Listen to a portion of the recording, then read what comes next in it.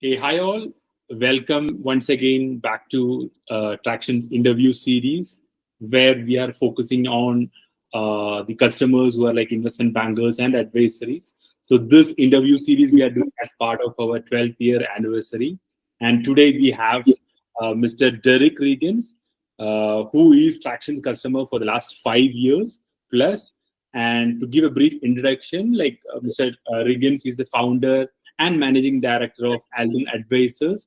He has 20 plus years of experience in IT, investment banking, and private equity. So he has a broad background in M&A, corporate business development, strategic marketing, and technology. Before founding Alden Advisors, he has provided growth advisory services to middle market companies in the technology space. So, very warm welcome to the interview podcast series, Mr. Derrick. Thank you very much, and it's a pleasure to be here. Thank you. So to get started, I've prepared some questions. So the first one would be your about yourself, like your background and some key milestones in your professional journey so far, and how you started Alden Advisors. Great. So as an investment banker, I come from a very different background from many of my peers. My background started with actual operations, actually writing software, managing a software development team. And then I had the wonderful opportunity to get introduced to doing deals in a corporate development role for an international software company. That led to this, I guess, this witnessing of how to transfer intellectual property and assets and things that are of technological value to others in a strategic platform through acquisitions, through investments, through licensing. And I essentially went back to business school and spent a lot of time perfecting my capabilities in that type of role. A number of years later, I ended up working in private equity in Europe. Coming back to the States, I found myself in an operational role again with Texas Instruments, therefore kind of picking up the semiconductor experience. But I always had this love for doing deals.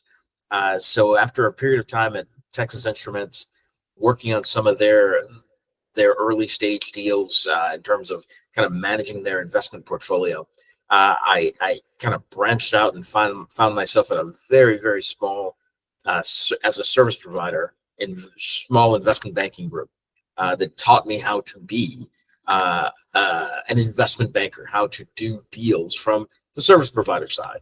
And essentially about 15 years ago, after having,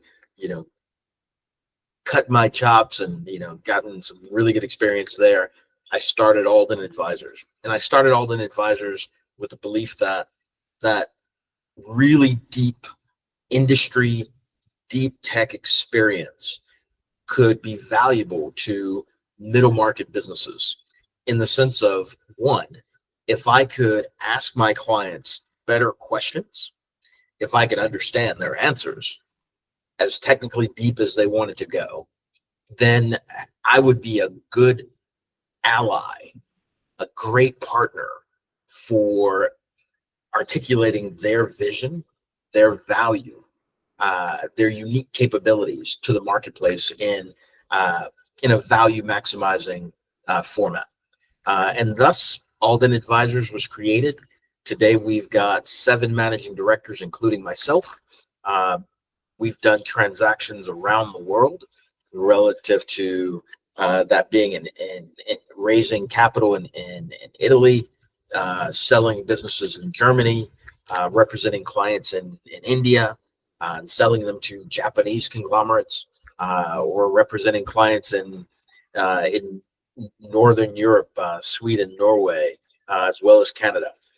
We have professionals. Every professional in the organization comes from the same background of deep industry experience. And thus, we are a team of industry experts who also are really good at doing M&A. That's great, Derek. So I'm sure that you are working on a lot of deals, and you have also like successfully executed multiple deals across the globe. So I would like to ask you, like, which one is standing out? Like, is there a particular deal which is very cherishable for you, and any particular reason for that? You know, I over the last several years of building the firm, I think we've found ourselves not being having the brand of our larger peers in the marketplace, the Jeffries or the Goldman Sachs of the world, but we compete very well against them. And what we found is that we have a very high touch investment banking service where we typically have 2, if not 3, managing directors who bring that deep experience to our clients, in partnership with our clients to maximize value for them. And what we found is that we've been blessed, I would say, with getting some of the more complex deals. I would say deals where, for example, in the fintech space, where our client having I would say about 11 million in recurring revenue, having about 11 million in recurring revenue, and having 10 different entities around the world for their business. What that meant was, one, not only negotiating the highest value for that business that was still emerging, but also once we found the ideal acquirer for the business, having 10 different virtual data rooms for each of the various entities and their various contracts, and essentially kind of managing the entire diligence workflows to get that transaction done. That probably stands out as one of the most complex. I would say the working with a company out of India that I would say had 4 million in revenue, break even, great technology, a number of patents, about 50 some people in the organization, and then identifying a buyer for that organization at 17 times revenue. Our client was very, very, very, very happy. The buyer was very happy with the transaction. The buyer was happy that we were able to help that client complete a transaction in the manner that they were used to buying. There you are. A couple of the transaction that's had scale, another transaction that had geographical complexity, organizational complexity, and geographical complexity. That's great. I'm sure that when I asked that question, so many deals might have came in your mind, and you picked 2 of them. With your experience, I'm sure you might have dealt with a lot of such deals. So I want to understand, like, what's your focus for the coming year, like, and what is the reason? Like, what would be the sector you're focusing, or a geography you're focusing, and is there a specific reason for that? So Alden Advisors, we say we specialize in software, semiconductors, telecom, and telecom components. And our idea there is we don't want to be known as the AI investment bank, or the IoT investment bank, or the quantum computing investment bank, largely because the buzzword of the moment will pass, and the investment in changing your marketing and changing your background to whatever the buzzword of the moment is, will also have to change. So our belief is that if the managing directors on our team have fundamental, very deep experiences in these areas: software, semiconductors, telecom, and telecom components. And what that gives us the ability to do is when we encounter the new thing, to essentially break it down into its basic components of software, semiconductors, telecom, and telecom components. And then as we're having conversations with prospects and clients, we're actually able to, here again, ask better questions about their solutions, ask better questions about why their clients value their solution. And then because we understand the fundamentals of their offerings, we can articulate it as a great evangelist in the marketplace for them. So this coming year, what do we see? We see that there are a number of companies that have grown, that have received investment, that have grown, that their backers are seeing there's no IPO market for them. We want to be in a position where we're helping those companies, those businesses, those stakeholders, shareholders, limited partners find liquidity. And we believe that we can be a great ally to those types of businesses who have what I would say perhaps less than traditional, less than easy to understand businesses or business models, whose value is greater than what their income statement or their balance sheet would typically say from the various, Traxon database, for example. By articulating their unique story, we believe that we can leverage the information in Traxon as like the baseline of what value should be for the average company. And then by telling their unique story, we can extract a premium for their business above and beyond average. Great. And that's how you got that 17x, like the one deal which you mentioned earlier, the Indian company 17x value. So that's great to hear, Derrick. So in continuation to that, like I just want to understand how you will be using, or how currently you are using the AI or the data tech solutions like Traction in your daily workflow. Because like working in multiple geographies, a lot of data you require, a huge amount of data. So I just want to understand, how are you managing those data solutions?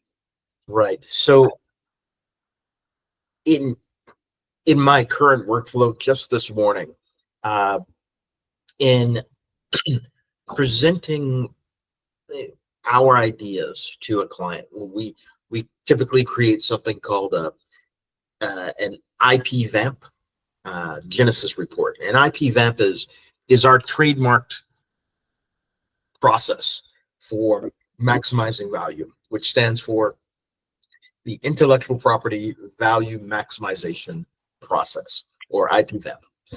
So in generating this Genesis report, what we've done is we've taken 15 plus years of transactional history, deals, successful deals, and deals that we worked really hard on, but they weren't as successful as we would have liked, or perhaps our client would have liked.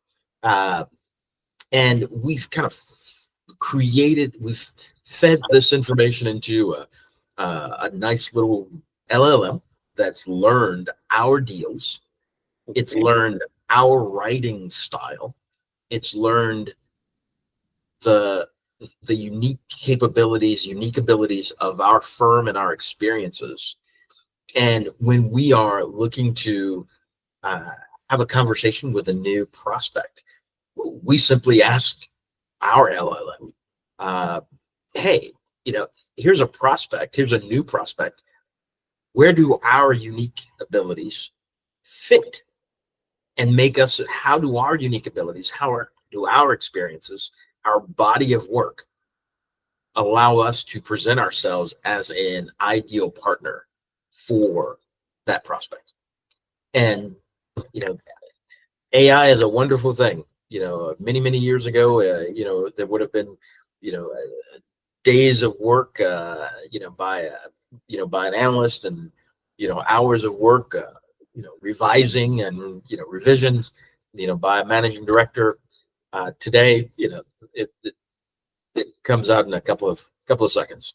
A couple of cycles in the back end data source, and we've got great results. So today, actually, our firm, we're 7 managing directors. We do not have junior analysts, and we are, I would say, a highly efficient investment bank.